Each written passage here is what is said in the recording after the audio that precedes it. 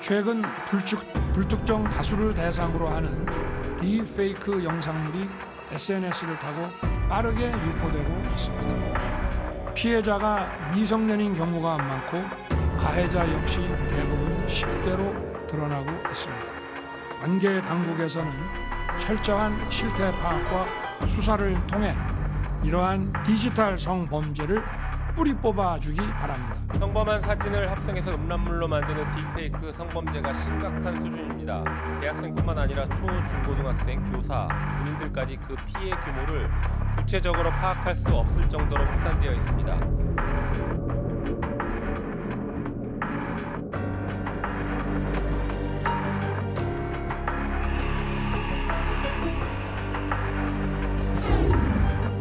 자, 디지털 성범죄 지금 발칵했습니다. 정치권도 지금 깜짝 놀라서 뭔가 움직이고 있죠. 지금 가해자만 22만 명이라고요, 지금요? 네. 22명이 아니고 22만 명이라고. 일단 이거 딥페이크라는 표현이 등장을 했거든요. 이 딥페이크를 이용한 음란물 제작 유포인데 이거 어떻게 한다는 겁니까, 지금 이게? 그러니까 딥러닝과 이제 페이크의 합성어라고 보시면 될 것 같은데 워낙에 합성 기술과 AI 인공지능 기술이 발달하다 보니까 사진, 영상 몇 개만 있다고 하더라도 실제가 아닌 가짜 영상을 만들 수 있는데 주로 이제 성범죄적인 성적 호기심, 불쾌감을 야기하는 사진으로 이제 합성을 하거나 영상을 만든다는 것이고요. 뭐 사기에 활용되는 경우도 있습니다. 지금 문제는 초, 중, 고, 10대 청소년들이 아무런 죄의식 없이 뭐 친구뿐만 아니라 교사, 그리고 부모, 자신들의 뭐 가족까지 이렇게 합성물을 만들어서 소위 말하는 지인 능욕이라는 신조어까지 만들어가면서요. 선생님 얼굴을 어디다 갖다 붙여가지고 뭘 만든다는 거예요? 누가 그러면? 봐도 나쁘끄럽고 정말 아. 그 보면은 굉장히 기분 나쁠 수 있는 이제 뭐 예를 들면 이렇게 벗은 사진이라거나 여러 가지 기타의 어떤 성적 수침을 야기할 수 있는 사진에 본인들이 놀리거나 공격하거나 명예훼손할 사람들의 어떤 사진을 붙이는 그럼 주로 것이죠. 지금 이게 여성 대상이 되는 겁니까? 성범죄입니다. 우리가 성폭력 특례법이 2020년에 개정 신설이 되면서 이렇게 허위 영상을 제작하는 것뿐만 아니라 반포하는 행위도 5년 이하의 징역형에 처해지도록 규정하고 있고 상습적으로 하는 경우에는 또 2분의 1 가중하거든요. 또 이걸 이용해서 돈벌이하는 사람들을 더 가중하는 처벌 조항까지 났을 정도로 굉장히 사회적으로 심각한 문제이고 또 한 번 인터넷에 퍼지면 우후죽순 사실 걷잡을 수 없지 않겠습니까? 대통령이 이야기할 정도로 굉장히 심각한 사회적인 사안입니다. 지금요, 이게 많은 분들이 관심 갖고 이제 깜짝 놀랐는데요. 이런 모습도 있군요. 화면 정리해 보겠습니다. 이게 무슨 지도가 등장했다고 그러잖아요. 딥페이크 성범죄 일파말카인데, 그러니까 피해 학교, 그러니까 거기에 다니는 학생들 누가 피해를 봤다 이런 게 지도로 그래서 어느 학교 학생들, 어느 학교들 이게 막 지도로 그려져 있어요. 이렇게. 그래서 이 학교 학생들이 이게 딥페이크 음란물이 만들어졌다 이렇게 하면서. 그리고 지금 일부 학교에서는 가정통신문을 발생하고 있는 거 이런 거 조심해야 된다. 이렇게 조심한다면서. 근데 손정혜 변호사?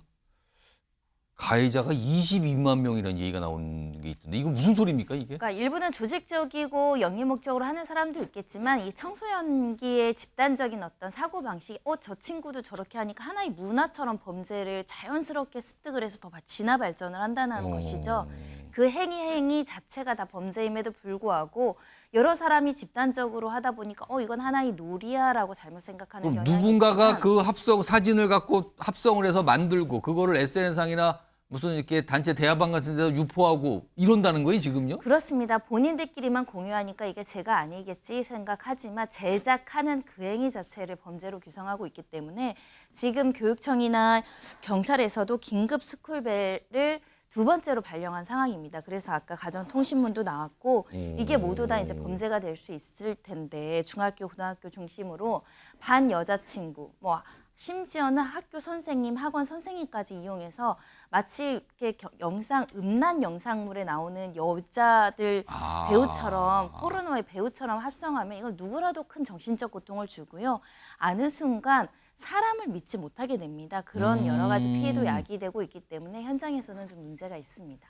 최수영 평론가. 지금 사실은요 이게 지난 20일 때부터 지금 22대인데 그때 당시에도 이런 AI로 만든 생성물이 이게 가상이다. 네. 이거 만들어낸 거다라는 거를 표식하는 뭐 워터마크라거나 아니면 이런 걸 다는 플랫폼 기업들이 이런 AI 생성물은 뭐 그런 표식이 없으면 삭제하도록 하는 법안이 발의됐는데 왜 법이 안 된 겁니까? 이게 그러니까 그 당시 정확한 법명은 인공지능 산업 육성 및 신뢰 확보에 관한 법률안인데 예. 이게 폐기가 된 이유가 뭐냐면은 이렇게 하다 보면 워터마크가 그러잖아요. 문서나 사진 등의 흐릿하게 출처를 표기하는 거. 뭐가 이렇게 찍혀 그리고 있는 찍혀 거죠. 있는 거. 예. 그런 게 이게 기술적으로 판별하기 좀 어렵고 만약 이걸 너무 과도하게 규제하다 보면은 지금 막 태동한 AI 산업의 발목을 잡을 수가 있고 기술적이라는 건 이게 가짜인지 그렇지, 진짜 식별하기 만들어낸 좀 건지 애매하다는 진짜인지를 거지. 판별하기도 어렵다는 거예요. 거죠. 그래 그런 측면이 있어서 혹시 이게 또 우리 산업 발전의 발목을 잡는 게 아닌가 싶어서 유예를 했는데 그러니까 폐기가 됐는데 다시 재발이 됐습니다. 그래서 이 법안은 지금 굉장히 속도를 낼 것 같아요. 왜냐하면 이런 부작용들이 너무 많아서 현행법으로 규제할 수 없기 때문에 이런 거라도 좀 해야 되겠다는